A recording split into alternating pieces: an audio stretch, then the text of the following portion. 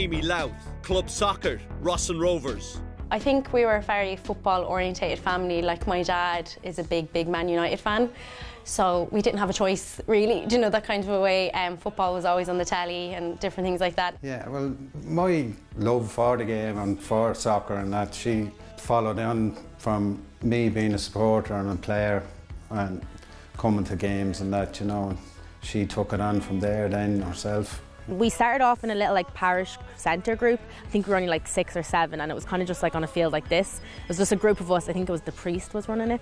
Even in terms of anyone in the village who had an interest in sport, you had to go kind of elsewhere. Do you know, we are a great community here. I love where I come from and I love where I live, but it's just, it was just what it was at the time, and you had to you're going to other villages or other kind of towns around, and when we kind of were progressing through soccer, you kind of had to accumulate through different teams. Bhíar Amy airí as a bheith gimmert go toban.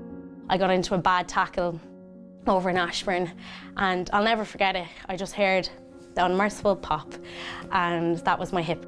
She was going to physio trying to get help with it, and my mum and the physio was saying, no, you can't continue on in sports. And of course that was her whole world. I remember then going back, and even my doctor, ended up being my surgeon, and he turned around and he said, Amy, you look so down. I said, I went from someone that never even sat down really at all to now going to not being able to do anything that I love, and I feel like you lose your identity a bit. You know, you have to find who you are again. So we done the surgery. From that there, I built myself up, and I remember 6 to 9 months post-surgery, I started to kind of lose weight. I was getting mobility back, I was getting my range of motion back, and I was kind of okay, bit by bit. I was trying to look at the finish line way before I was even at the start line kind of thing.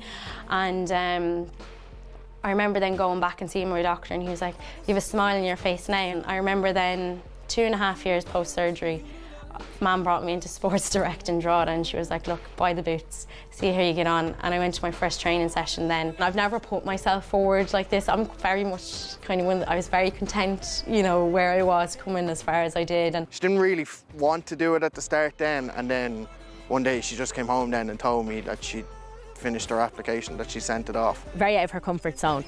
You know, she knows what she knows, and, you know, even to take the first step to do something for herself, because she's always putting everybody else before her, so to do it herself is great. And I suppose I just kind of was like, why not?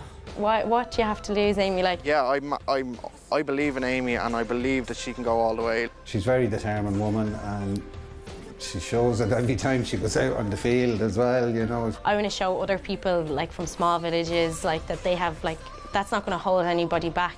If I come off every training session with the Underdogs knowing that I gave 100% regardless of the outcome, I'll be happy.